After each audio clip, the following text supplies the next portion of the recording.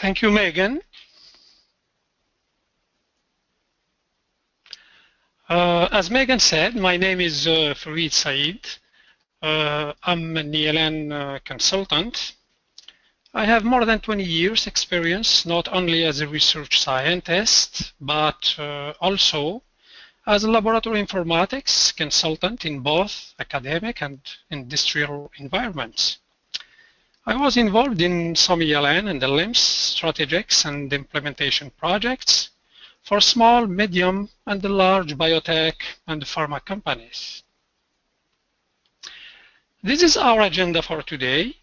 We're going to go through these couple items. First, we're going to see why use ELN in R&D?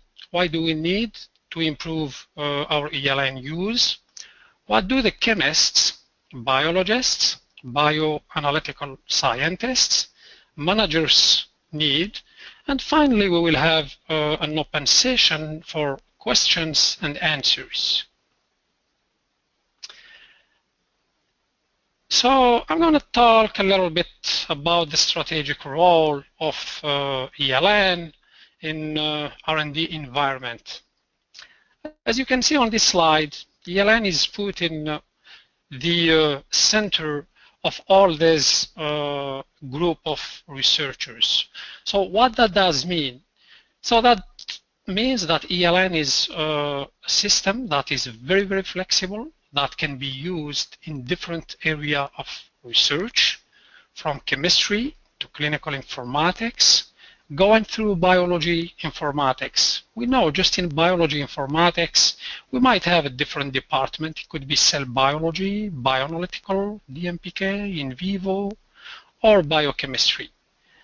So in the very beginning, the ELN was adopted by the chemists. So they started to use the ELN.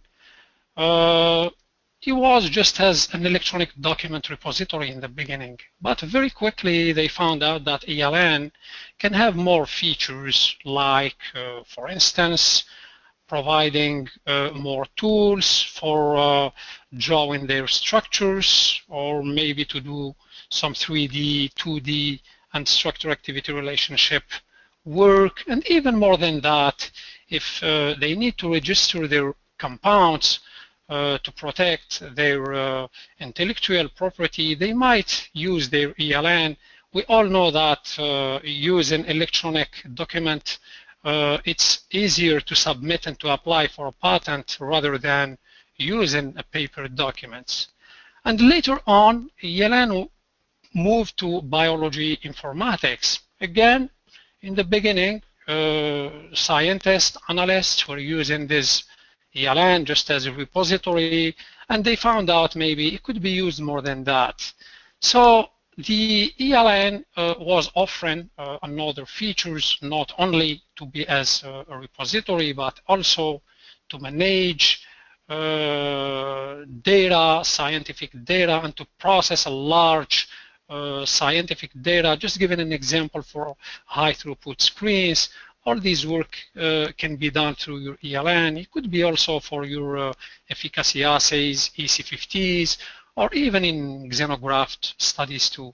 So it could be also be used for clinical informatics, not all clinical informatics, but some of clinical informatics, by designing very specific templates to help to do some pharmacokinetic or pharmacodynamic studies. It could be also for preclinical tox studies, or just if you are getting some patient samples in-house, you want to manage and you want to assess to. So at the very end, what we need to keep in mind that ELN is used as a sort of a hub, not only to design, write up, and execute an experiment, but also to do some analysis and to search your results across departments or across your organization.